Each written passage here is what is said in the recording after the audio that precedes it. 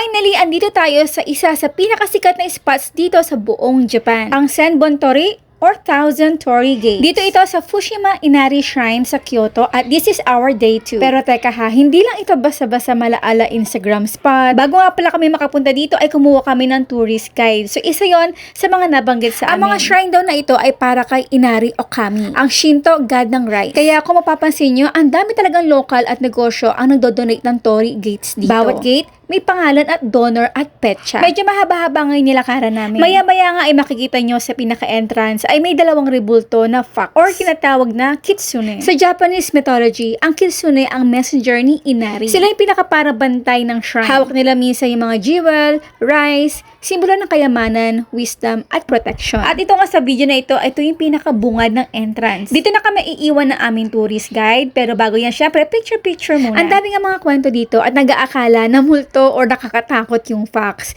Pero sa shrine na ito, sila ay sagradong tagapangalaga. Durururururut, durururururut, tutu.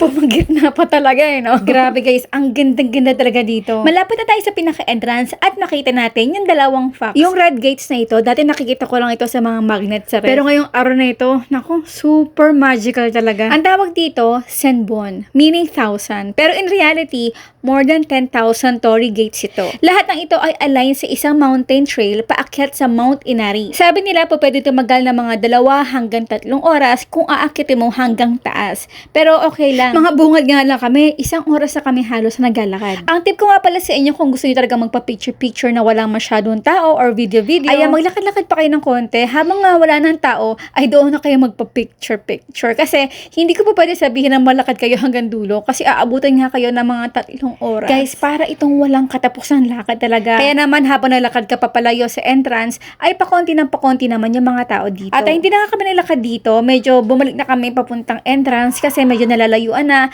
at may mga oras yung mga tourist guide kung anong oras kami talaga aalis. At syempre, kung meron kayong gustong i-request na gusto namin puntahan, kainin, lutuin, ay let us know in the comment box section.